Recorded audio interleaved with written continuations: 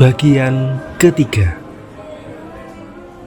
Kita catat dari daerah ini kawan, nelayan dimakan ikan, sedang di darat hanya 3 jam istirahat. Dari segala yang didapat untuk tengkulak dan pajak, nasi dan pukat. Dari Kampung Nelayan oleh Pinurigangga. Iblis itu mau giring aku sampai ke neraka, teriaknya dalam hati.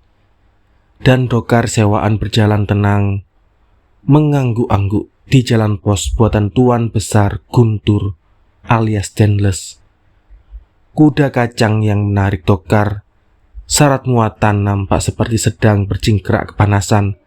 Sedang semak-semak bakau sepanjang pantai nampak begitu hijau dan sunyi. Bau tembakau yang keluar dari keranjang bergumul melawan bau laut yang abadi. Gadis pantai menarik nafas panjang. Sekejap diliriknya Mardina yang duduk di sampingnya. Mengapa Bendoro kirimkan dia untuk antarkan aku? Mengapa?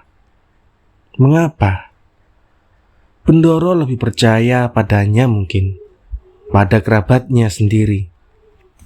Surat itu mestinya Mas nganten balas. Kau pernah ke kampung nelayan, Man? Gadis pantai bertanya pada kusir tanpa mengajukan kata-kata Mardina. Saya Bendoro Putri, tentu saja saya lahir di pantai. Kau tak suka ke laut rupanya. Kalau semua ke laut, siapa yang ke darat? Bendoro Putri, biarlah mereka mendapat makan dari ikan. Saya lebih senang dari kuda. Cukup satu sajalah binatang sahaya. Udara bebas itu meniupkan hidung ke dalam dada gadis pantai. Buat pertama kali selama lebih 2 tahun ia tertawa puas. Tertawa terbuka. Apanya yang lucu? Mardina menegur. Itu bukan layaknya seorang istri priai. Gadis pantai tersumbat.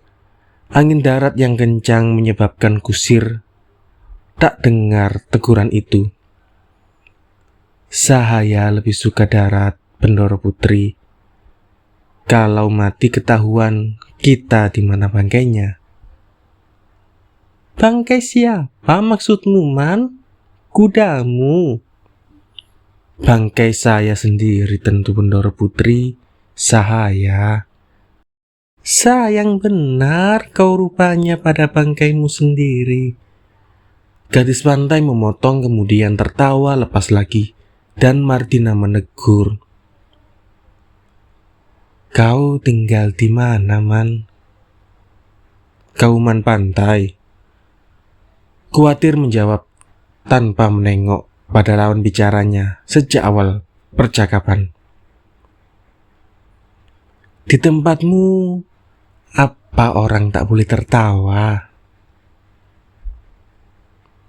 Masya Allah, di mana ada di dunia ini orang tak boleh tertawa? Gadis pantai kembali terdiam. Aku masih terlalu muda, tapi aku lebih tahu dunia, pikirnya. Berapa umurmu, Man? 40, Bendoro Putri. Lebih baik kau terima surat itu daripada mencoba-coba seorang kusir. Banyak cucumu, Man? Bukan banyak lagi, Bendoro Putri. Lebih 20. Jangan teruskan bicara dengannya. Aku adukan pada Bendoro. Ada yang kau sayangi, Man? Saya sayangi semua, Bendoro Putri. Kau tak pernah rodi di kebun coklat, Man? Inilah Sahaya, Bendoro Putri. Sisa yang masih tinggal dari hidup saya. Kiai Sahaya dulu bilang setiap orang dikaruniai hidup oleh Allah yang Maha Pengasih.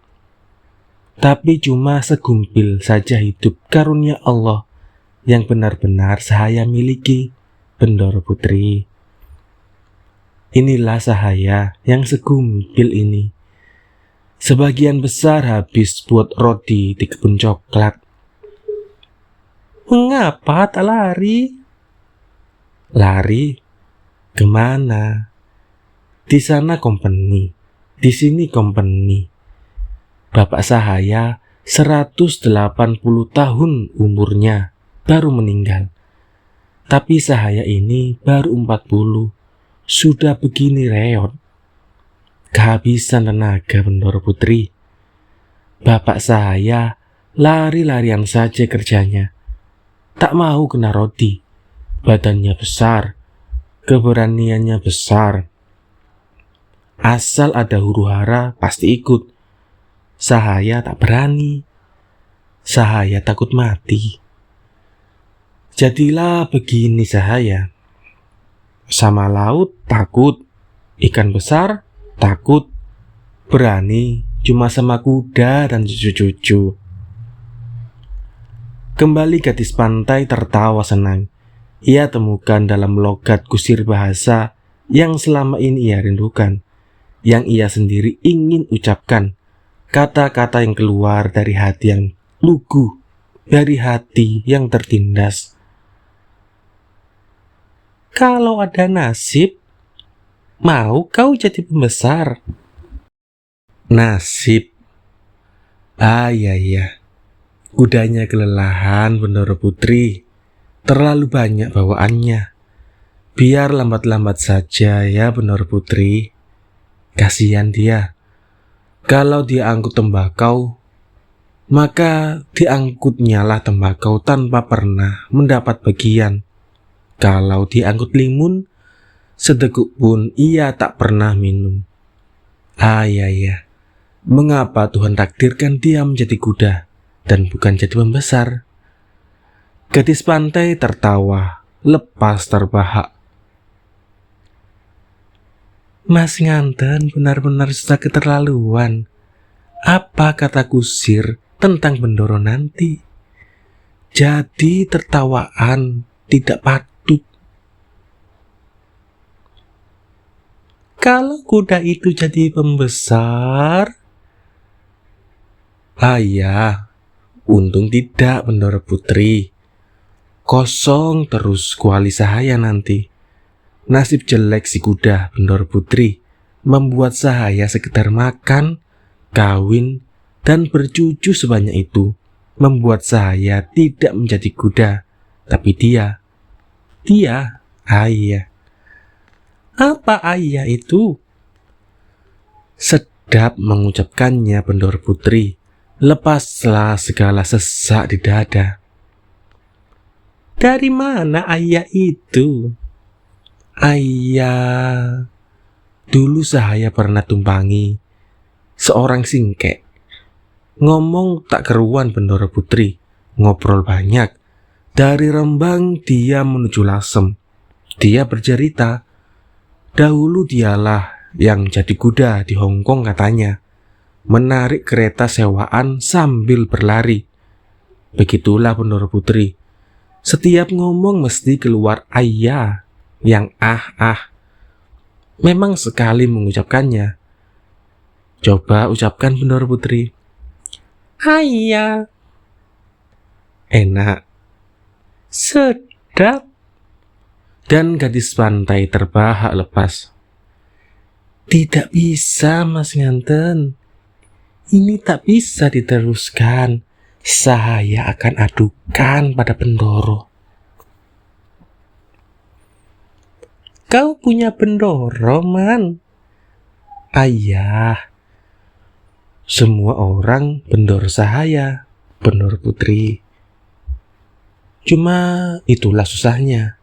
Tiap hari Sahaya mendoa moga-moga tak ada penyakit menyerang kuda Sahaya. Kembali gadis pantai tertawa terbahak-bahak. Kemudian bertanya, "Berdoa buat kuda? Lantas doa apa yang buat anak dan cucumu, Man?" Mereka bisa mendoa sendiri, Benar Putri. Itulah jeleknya takdir kuda. Dia doa saja tak mampu. Ayah, barangkali dia berdoa dengan bahasanya sendiri, bahasa kuda. Mungkin di dalam hati saja. Sayang. Ya, sayang Benar Putri. Apa yang sayang? Apa? Doanya tidak pernah terkabul, Benar Putri. Mungkin ia berdoa agar tidak ditakdirkan jadi kuda lagi seperti sekarang, tapi jadi kusir seperti Sahaya ini. Tapi saya terus berdoa keras agar Sahaya tetap sehat seperti kuda. Kalau takdir berubah, ayah, mungkin Sahaya kudanya, dia kusirnya. Celakalah badan yang sudah tua ini, Benar Putri. Menyebalkan, bisik Martina. Ya, menyebalkan ya, Man. Nasib dan takdir kita. Begitulah. Dan Dokar berjalan kian perlahan. Pada sebuah tanjakan kuda itu benar-benar kehabisan tenaga dan berhenti. Kusir terpaksa lompat turun, mengambil 2 buah batu dan mengganjal rodanya. Biar dia mengasuh, Man. Terima kasih, Benar Putri. Nanti kemalaman kita pulang, Martina memperingatkan. Dan gadis pantai pun turun berdiri, memunggungi kereta, menebarkan pandang ke laut lepas, menerobosi daerah pesisir yang dirimbuni tunggul-tunggul akar bakau. 2 tahun lamanya, aku cuma dengar suaranya dari kamar. Lah, mengapa Benar Putri di kamar saja selama 2 tahun? Sakit? Sakit? Tentulah sakit parah. Kalau malam, hembusan anginnya melalui genteng kamarku. Tambah malam, deburannya tambah menyata. Dia memanggil-manggil, "Sini, sini, sini nak. Mengapa kau lari dari pangkuanku? Semua nenek moyangmu telah kupangku, kuusapi, kubesarkan, dan kuburkan." Kusir itu meneruskan, cerita-cerita nelayan selalu begitulah, Benar Putri, membuat Sahaya ngeri turun ke laut. Gadis pantai membungkuk, menyendok segenggam pasir dengan tangannya di pinggir jalan. Kersik kerang nampak gemerlapan kena cahaya matahari. Ia taburkan pasir itu perlahan ke tanah dan jatuh miring tertiup angin. Lihatlah kuda Sahaya, Benar Putri. Tiba-tiba gadis pantai menjadi murung. Didorongnya pasir di bawah kakinya dengan sandal.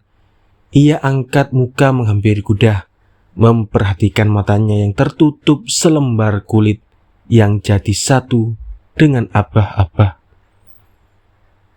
Kasihan, buat apa kau punya mata? Kalau sedang dinas begini, matanya cuma jadi hiasan, Benar Putri. Kalau dibuka penutupnya, dia tahu nanti apa yang ditariknya. Tembakau. Mungkin karena tahu tembakau, dia tak mau kerja. Tapi kau tak merokok, kulihat, Man. Kuda Sahaya juga tidak merokok, Bendoro Putri. Tapi Sahaya sendiri menyisik. Nanti ku beri persen. Kusir itu menepuk-nepuk punggung kudanya. Seluruh tubuh binatang itu sudah bermandikan keringat. Ayo, gombak-gombak, ucapkan beribu terima kasih. Dia tidak menyisik. Kau yang menyisik, Man. Benar, Bendoro Putri. Tapi kalau Sahaya dapat menyisik, Bendoro Putri, dia dapat persen minum air gula Jawa. Kuda itu mengangkat kepalanya ke atas. Dia minta istirahat lebih lama sedikit, Bendoro Putri. Diperkenankan kan? Gadis pantai tak menjawab. Ia berjalan menjauh, meninggalkan jalan pos buatan Tuan Besar Guntur alias Dendles, melompati semak-semak rendah menuju ke laut. Mas Ganten, Martina berteriak, kemudian melompat turun dari tokar dan memburu. Kemana? Banyak ular di akar-akaran bakau di pantai tanpa penghuni begini. Tanpa memandang Martina, gadis pantai berkata lemah. Bukankah itu yang kau inginkan? Duduk saja di dalam tokar. Mungkin sekali kalau ada takdir, seekor ular gigit aku, dan kau bisa senang gantikan aku sebagai wanita utama. Tidak mungkin. Mengapa tidak mungkin? Mas Nganten tahu sendiri saya cuma seorang janda. Tapi kau wanita, bukan? Mas Nganten, begitu lama di gedung tak juga mengerti. Para pembesar cuma mau terima wanita langsung dari tangan Gusti Allah. Kau? Saya bekas laki lain. Lantas, mengapa surat itu kau paksa-paksa padaku? Ayolah, naik ke atas, Mas Nganten. Naiklah. Aku lebih suka bicara dengan kusir. Bendoro akan marah. Lebih baik buat kau, kan? Tidak enak buat Sahaya naik ke atas, sedang Mas Nganten masih di bawah. Kau sering membuat surat buat orang lain. Lantas, siapa yang mesti saya surati? Tetapi Sahaya bisa menulis. Apakah semua keturunan pembesar begitu? Begitu bagaimana, Mas Nganten?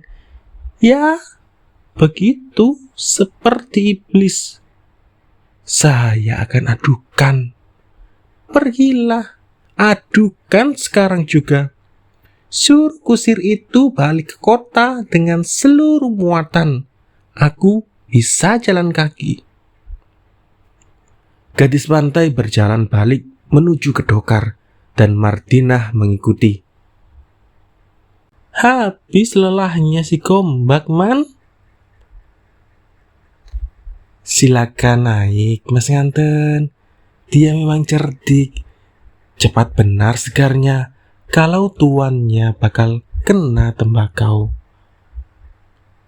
Tentang tembakau itu, Man, aku tak lupa. Tapi kudamu sama sekali tak membutuhkannya. Memang tidak, tapi kusirnya membutuhkannya, Bendoro Putri. Dan dengan suara senang ia berseru, silakan naik, Bendoro Putri. Angin sudah tak begitu kencang. Semua telah duduk di atas tokar dan berjalan lagi. Betapa besar dan luas laut itu, tanpa batas. Sahaya, Bendoro Putri. Kemudian kepada kudanya, ayo, lebih cepat, gombak. Hati-hati kalau sampai kemalaman di jalan. Pasti kemalaman, Martina memprotes. Bukan sekarang saja ada malam, bukan Man? Seumur-umur Sahaya, benar Putri, Sahaya tahu saban hari ada malam. Tidak sekarang saja. Ayah. Ayo Gombak maju. Dan dengan ujung cambuknya dikilik-kilik kudanya. Kau tak pernah cambuk dia. Hanya orang dan binatang bodoh saja yang kena cambuk, Bunda Putri. Kalau orang tahu binatang jahil, patutnya diserimpu saja kakinya.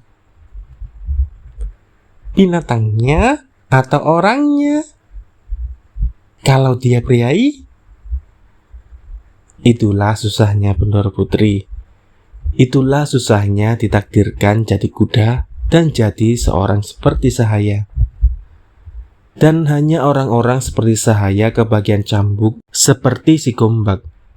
Tetapi kalau terus-menerus dicambuk, tentu siapa saja tidak bisa terima. Macan sakit saja, biar sudah lemas, kalau diusik-usik terus, tentu akan melawan ayah. Cambuknya digeletarkan di udara. Begitu membelah suaranya dalam kesenyapan pantai utara. Sudah 2 jam dokar kretek itu berjalan. Belum juga mereka berpapasan dengan dokar lainnya. Gerobak pun tak ada mereka papasi. Besok bukan hari pasaran. Kalau kelamaan, kau berani pulang ke kota, Man? Ini bukan perjalanan pertama, juga bukan terakhir, Bunda Putri. Lebih dari 50 kali Sahaya pulang dari perjalanan jauh. Kadang-kadang sampai di tempat ini, laut sudah di pinggiran darat itu. Jadi sudah jam 3 pagi. Tidak takut? Siapa tidak takut? Takut, tapi berani juga ya. Bagaimana takkan berani, Bunda Putri? Malu Sahaya pada kuda Sahaya nanti. Setan dia tidak takut, rampok dia tidak takut. Itulah untungnya kalau mata ditutup. Kembali gadis pantai tertawa. Sebelum habis tertawanya selesai, disadarinya tertawanya tidak seperti dulu. Dahulu terdengar seperti loyang kuningan tersentuh batu. Ia perpanjang tawanya. Seperti apa suara tawaku? Ia bergeleng-geleng, tak mendapatkan perbandingan. Gadis pantai terdiam.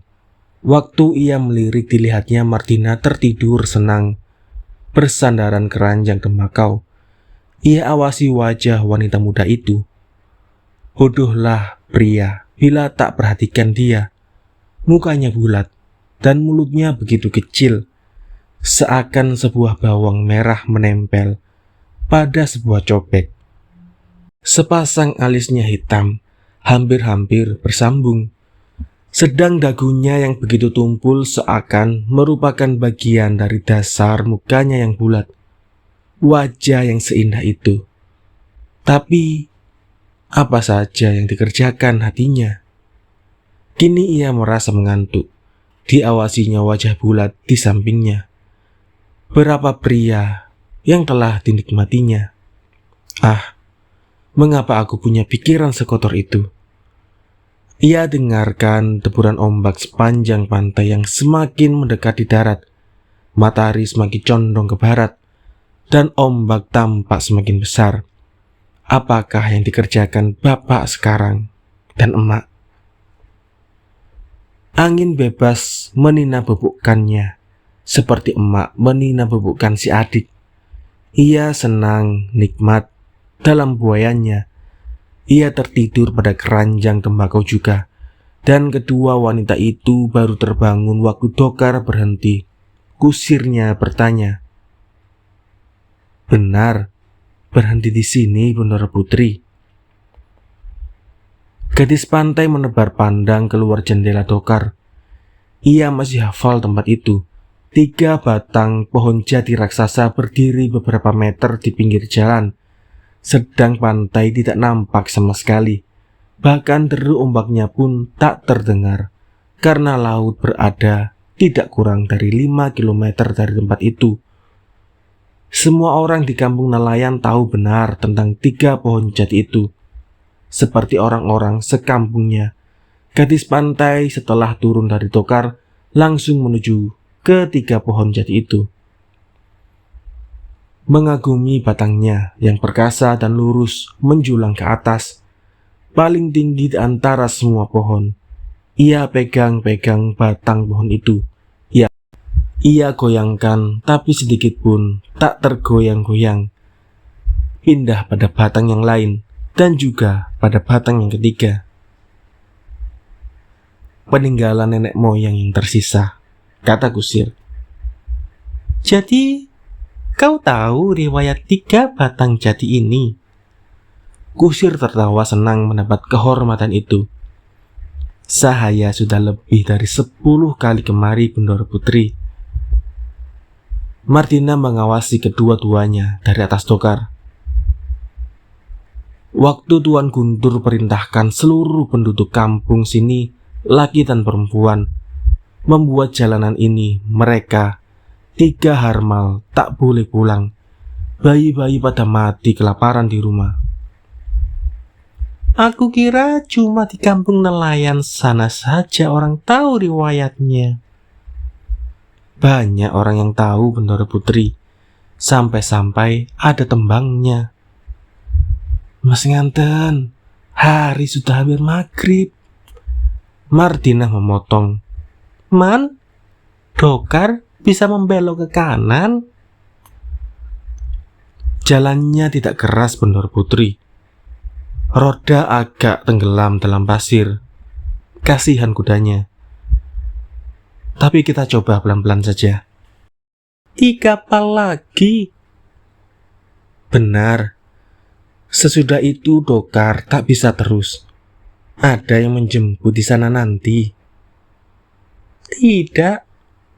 "Tidak." Gadis pantai naik ke atas Dokar kembali, diikuti oleh kusir. Dokar membelok ke kanan. Roda Dokar tenggelam beberapa sentimeter di dalam pasir, dan dengan susah payah kuda menarik bebannya. Kusir pun mulai menembang. Aduh, aduh bayi, bocah jadi korban. Emak pikul tanah bapak, babat hutan. Orang-orang kampung dilarang pulang. Kejamnya rodi, tiada alang kepalang. Waktu jalan besar sampai ke Rembang, orang-orang kampung barulah pulang. Oh nasib bayi bocah sungguhlah malang, berserak sudah jadi tulang belulang. Seluruh kampung dirundung duka, di tengah malam pakai obor pelita. 3 jati kenangan ditanam bersama, rodi celaka jangan sampai terlupa. Orang kampung pun tak semua pulang. Memang tidak semua, Bunda Putri. Lebih separuhnya terkubur sepanjang jalan. Beruntung Bapak Sahaya kerjanya lari-larian dan berhuru-hara. Gadis pantai ingat pada pelayan tua. Bukankah kakeknya juga selalu ikut setiap terbit huru-hara? Tapi tak ada keinginannya untuk bertanya. Ia terus membayangkan siapa saja yang bisa dipinta pertolongannya buat angkut barang-barang bawaannya. Dan emak, bapak, saudara-saudara bagaimana mereka akan sambut dia. Ayo gombak, 2 apa lagi, kau boleh tidur nanti di bawah bete Cina. Dan waktu Dokar berhenti di depan sebuah dangau di tempat Jalanan pasir berubah jalan setapak. Hari sudah tambah maghrib. Kalau bukan perintah Bendoro, enggan saya pergi ke sini. Aku tak perlukan kau. Balik saja sekarang. Martina terdiam. Mendengar penengkaran, kusir terkejut, mengawasi kedua wanita itu berganti-ganti. Keceriaannya tiba-tiba hilang. Matilah pelanduk. Bila dua ekor gajah sedang bertarung, ia menyingkirkan diri dan menutup kuping, duduk di bangku kayu dangau dan memasukkan sejumput tembakau ke dalam mulutnya dan memainkannya di antara gusi depan dengan bibir dalam. Man, gadis pantai memanggil. Kusir melompat dan segera menghadap. Sebelum sampai dekat gadis pantai, ia dengar suara wanita lain mendesis, "Dasar perempuan kampungan. Inilah kampungku. Jangan injakkan kakimu yang indah di atas pasir ini, Nyonya Janda, kalau tidak mau kena kutukanku." Melihat kusir mendekat, Martina terdiam. "Bawa dia balik ke kota, Man." "Perintah Bendoro, antarkan Mas nganten. Saya tak mungkin pulang seorang diri." "Kampung nelayan bukan tempatmu. Pulang kau sendiri." "Memang tidak mungkin, Bendoro Putri. Mari kita bereskan dulu bawaan ini." "Ayolah, kau bisa angkut yang mana, Man?" "Beras jelas saya tidak bakal kuat, Bendoro Putri." "Apa kau kira aku kuat? Gombak tentu kuat. Tapi ia bukan kuda beban, cuma kuda tarik." "Tepat, Bendoro Putri." "Cancang kudamu. Pergi kau ke kampung, panggil 4 orang. Gombak bisa bawa saya lebih cepat, Bendoro Putri." Dan sebentar kusir melepas aba-aba kuda, melompat ke atasnya.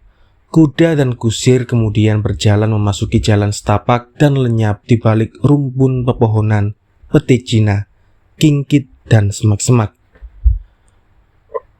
Gadis pantai menjauhkan diri dari Dokar dan menuju ke dangau. Ia duduk di atas bangku kayu.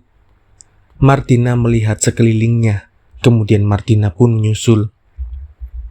"Buat apa kau dekat aku? Takut? Kau? Cuma aku takut-takuti. Saya benci pada kampung mana saja. Pergi cepat." "Bagaimana saya mesti pergi? Kau bukan orang kampung. Tentu kau punya kelebihan." "Tentu saya punya kelebihan. Saya bukan orang kampung. Bapak saya juru tulis dan masih kerabat Bendoro." "Pergi pada Bendoromu.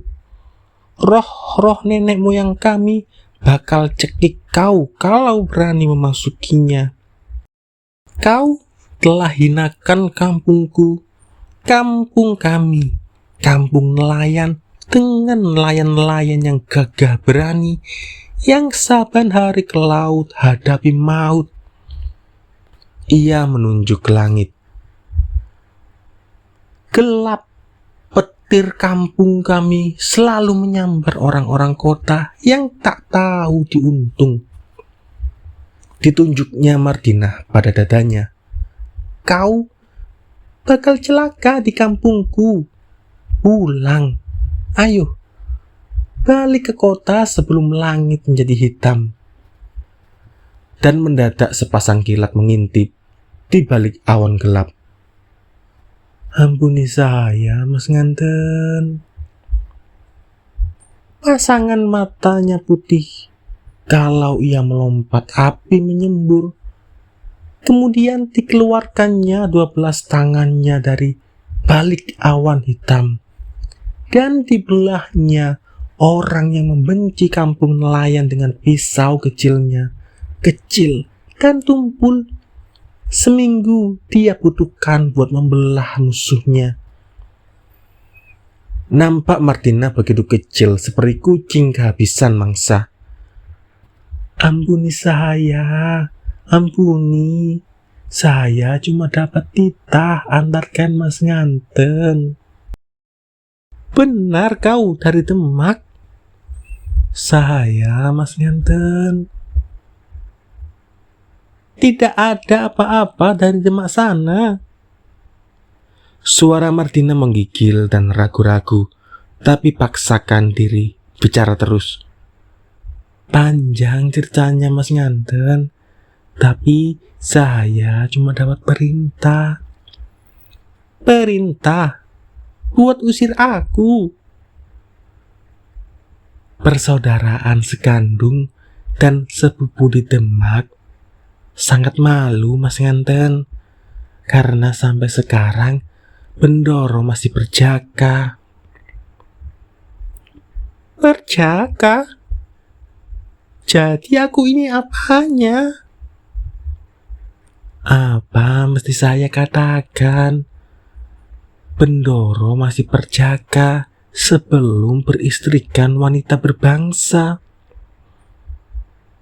Kau berbangsa? Apa kau ingin beristri Bendoro? Saya Mas nganten. Biarpun Bendoro pamanmu sendiri. Saya Mas nganten. Tapi saya cuma seorang janda. Kembali gadis pantai bertanya. Jadi aku bukan istri Bendoro. Istri ya, istri Mas nganten. Cuma namanya istri percobaan. Lantas kau dapat perintah mengusir aku, biar Bendoromu dapat kawin dengan wanita berbangsa, bukan? Aku bisa menetap di kampung ini, kampungku sendiri. Kau boleh pulang, jangan ikut masuk ke kampung. Saya takut Mas nganten. Takut? Di mana kelebihan orang kota? Orang berbangsa, orang kampungan seperti aku ini tidak takut. Jangan biarkan saya seorang diri Mas nganten. Lebih 2 tahun aku tinggal di kota, sampai akhirnya kau datang. Dan baru sekarang ini aku tahu orang-orang kota, orang-orang berbangsa itu begitu takutnya kalau orang tidak lagi menghormatinya. Dan mereka begitu takutnya kalau terpaksa menghormati orang-orang kampung. Hari telah mulai gelap. Dalam kegelapan, gadis pantai melihat Martina hanya menunduk di atas bangku di sampingnya. Kepalanya ditumpangkan di atas kedua belah tangannya. Kedua wanita itu masih muda belia, namun sudah berpengalaman dalam banyak hal, seperti umumnya wanita-wanita di rumah gedung. Keduanya jadi dewasa dalam gemblengan kesulitan-kesulitan. Dan Mas nganten sendiri mau kembali ke kampung, apa tak takut kehilangan sesuatu? Segalanya telah lenyap dari tangan orang seperti aku. Semua orang kampungan, kami cuma dapat mengimpi. Apalagi yang dapat hilang dari kami impian itu. Apa yang Mas Nganten impikan? Segala-galanya yang tak pernah ada dalam kehidupan kami. Lantas, apa saja yang ada dalam kehidupan Mas Nganten? Setelah lebih dari 2 tahun tinggal di gedung, tahulah aku, kami cuma punya kemiskinan, kehinaan, dan ketakutan, terutama pada orang kota. Di kampung, kami tahu benar tepung udang dibayar seponggol, padahal mestinya 4 sen. Itu tidak layak, tidak adil. Tapi lihatlah diriku ini, bukan lagi tepung udang, manusia. Aku tak bisa dipungut begitu saja dari kampung, disimpan di dalam gedung. Kau orang kota. Apa yang kau tahu tentang orang kampung? Mardinah tak menjawab. Aku kenal seorang wanita tua. Dulu dia layani aku di gedung sejak aku tinggal di sana. Tapi dia diusir karena tuduh agus-agus colong duitku. Dia harus diusir. Mengapa? Dia harus berbakti, bukan menuduh. Tapi ada yang colong duit di antara agus-agus itu. Dia seorang abdi, tak tahu lagi cara-cara mengabdi. Pengabdian yang membosankan. Tanpa mengabdi nenek moyangku juga hidup. Laut lebih kaya dari segala-galanya. Kemudian, baliklah kau ke kota. Aku mau tinggal di kampungku sendiri. Apa saya harus katakan pada Bendoro? Mintalah ampun dan serahkan dirimu. Biarpun Bendoromu masih pamanmu sendiri, orang tuamu sendiri, kau sendiri saja jadi bini percobaannya. Mau bukan? Dan kusir itu tak juga muncul. Mengapa kau diam saja? Saya kacau, Mas Nganten. Karena kampung ini yang mau kau hinakan. Coba pikir, lebih 2 tahun aku mesti tinggalkan kampungku, hidup di gedung, di lingkungan orang-orang tak ku kenal. Kau baru beberapa saat di sini, sudah kelabakan seperti nenek kehilangan susur. Saya bisa jadi gila di sini. Aku ingin tinggal agak lama di kampungku sendiri. Tidak mungkin, Mas Nganten. Saya tak sanggup tinggal begitu lama. Kau boleh pulang sekarang pun. Aku tak ada keberatan. Berapa lama Mas Nganten akan tinggal di sini? Seminggu? Barangkali sebulan? Bendoro tak pernah bilang begitu. Kalau kau orang yang mengerti, sekarang ini kau mesti tahu, akulah Bendoro. Tidak mungkin. Saya masih punya gelar, Mas Nganten, biarpun cuma Mas. Mereka terdiam sejenak. Angin kencang tiba-tiba menerobosi tajuk-tajuk pepohonan dan semak-semak. Dingin, Mas Nganten. Kau tak pernah ingat pada nelayan, telanjang dada, mereka pergi ke laut. Mengapa harus telanjang dada? Pakaiannya tak cukup. Oh, apa yang oh? Kau ini, aku tertawa tak boleh. Begini salah, begitu salah. Apa yang oh? Kami memang orang miskin, dan di mata orang kota kemiskinan pun kesalahan. Aku masih ingat pada hari-hari pertama, Bendoro bilang kami orang-orang jorok. Tak tahu iman, itu miskin. Kau mengerti agama? Saya tak pernah belajar ngaji, Mas Nganten. Aku pun tidak. Tanpa mereka sadari, kusir telah datang dan turun dari kudanya. 4 orang Bendoro Putri, semua bawa pikulan. Uruslah semua pengangkutannya. Kau mau balik ke kota? Belum, Bendoro Putri. Si Gombak masih lelah. Belum lagi mengasuh. Kota begitu jauh. Dan tembakau itu, ambil 1 bungkus dari keranjang itu. Beribu terima kasih, Bendoro Putri. Cukuplah buat 15 hari si Gombak minum air gula Jawa. Kusir itu memerintahkan mengangkuti barang-barang, kemudian kembali datang pada gadis pantai.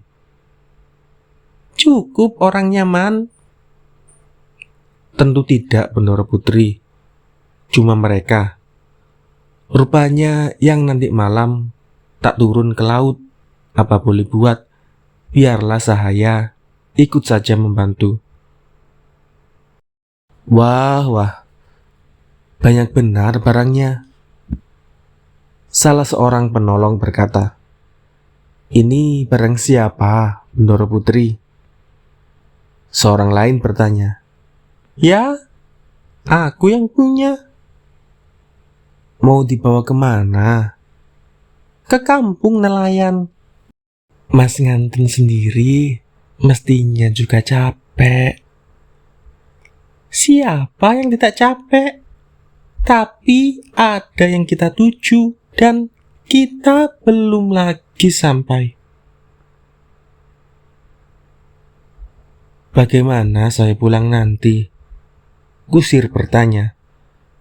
Man, malam ini juga kau pulang? Saya, Bendoro Putri. Bawa pulang Bendoro ini ya? Tidak, Mas Nganten. Saya diperintahkan mengantarkan dan saya akan terus antarkan. Kau dengar, Madinah? Di sini, di tempat Bendoro suamiku tak ada. Akulah Bendoromu. Aku yang perintahkan kau balik ke kota. Kalau kau tak suka, ya apa boleh buat? Kau mesti menginap. Suka atau tidak, tanggunglah sendiri.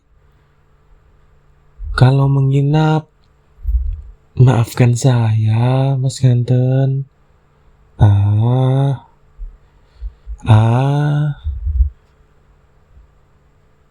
Tentu kami akan perhatikan segala keperluanmu. Dan mereka berjalan terus. Beberapa buah lampu nampak berkelap-kelip dari kejauhan. Tiba-tiba angin kencang datang meniup. Martina menghampiri gadis pantai dan mencoba berpegangan padanya. Mas Nganten, saya. Gadis pantai berjalan terus. Itulah rumah orang-orang yang menolong angkut barang Bendoro Putri. Gadis pantai masih dapat mengingat-ingat rumah itu. Rumah-rumah penghabisan kampung nelayan. Kedua-duanya tak pernah punya perahu sendiri seumur hidupnya dan terpaksa membantu nelayan-nelayan lain dengan tenaganya. Ia pun ingat namanya, Suli dan Kardi. Tapi ia tak pernah bicara dengan mereka. Anak mereka banyak dan kecil-kecil dan kerja Anak-anak itu sehari-harian mencari kayu bakar untuk emaknya masing-masing dan bermain-main di pantai. Waktu sampai di depan rumah mereka, Suli dan Kardi berhenti menunggu. "Sekarang, kemana Bendoro Putri?" Kusir bertanya. Suli dan Kardi sengaja hendak menatap wajah kedua wanita itu. Dan kala gadis pantai muncul kena cahaya lampu pelita, mereka berpandang-pandangan, kemudian mengawasi gadis pantai lama-lama, tapi tak bicara sesuatu pun, kecuali dengan mata mereka. "Kalian kenal aku, Pak? Pak Suli? Pak Kardi?" "Rasa-rasanya, Bendoro." "Bendoro? Mengapa aku dipanggil Bendoro? Aku orang sini." "Saya Bendoro." "Bendoro?" "Ayo Suli, cepat," Kardi menganjurkan. Sementara itu istri-istri dan anak-anak mereka keluar dan merubung. Salah seorang di antara mereka menuding gadis pantai dan hendak menegur, tapi emaknya menarik jauh-jauh dan menyuruhnya masuk ke dalam rumah kembali. Tinggal suaranya terdengar oleh semua. "Itu kan gadis pantai." "Shh, diam kau. Jangan sekali lagi." "Mengapa tak boleh?" "Biarlah, Mak. Biar dia keluar." Gadis pantai memberanikan. "Anak-anak ini memang susah diajar, Bendoro." "Tidak, aku bukan Bendoro. Mak sendiri kenal aku waktu kecil kan?" Wanita itu keluar lagi dengan anak kecilnya yang ditengkap mulutnya. "Yang dahulu tinggal dahulu. Bendoro yang sekarang kan lain lagi." "Ah, bisa saja omongnya ini, Mak." "Yang itu jangan diangkat sendiri, Bendoro. Biar anak-anak yang bawa." "Ayolah, kalau mereka mau." Dan anak-anak itu berebut keras mau ikut menolong. "Ayo, mari ikut semua. Ayo, Mak, sama-sama ikut." "Biarlah saya tunggu di rumah. Anak-anak saja yang iringkan Bendoro." Sampai yang masih mendadak pun mau ikut. Suli dan Kardi telah mendahului, dan rombongan belakang itu berjalan sendiri seperti mengiringkan pengantin. "Dulu tak dipanggil Bendoro," seorang anak berbisik nyata. "Cantik ya sekarang." Anak-anak ini," Kusir memperingatkan. "Ayo nyanyi," gadis pantai memberanikan. "Apa? Menyanyi? Mas nganten." "Nyanyi apa? Angin meniup." "Angin meniup, ya, ayo." Suara bening anak-anak itu pun menembusi kegelapan dan kesunyian pantai. "Menuki, nuki, menuki, nuki, menuki kau angin beliung. Masuklah, masuk, masuklah, masuk, masuklah kau ke kawah gunung. Pergilah, pergi, pergilah, pergi, pergi kau ke dalam hutan. Di sanalah sana, di sanalah sana, berganda mangsa berkeliaran." Gadis pantai menitikkan air mata. Terbayang olehnya bapak sedang menebarkan jala di dalam gelap. Angin beliung telah menderu-deru dari kejauhan. Langit gelap gulita, dan jala tersangkut pada cabang karang. Ah, berapa kali saja Bapak pulang bawa cerita semacam itu, dan banyak bersama saudara-saudaranya melompat ke dalam air dingin, menyelam, melepaskan jala. Nyanyi yang lain, kusir mengacarai. Gadis pantai tak dengar. Ia bayangkan Bapak, karena dialah aku sekarang selamat ada di sini. Ah, Bapak. Dan ia bayangkan emak. Apa yang sedang dikerjakan sekarang?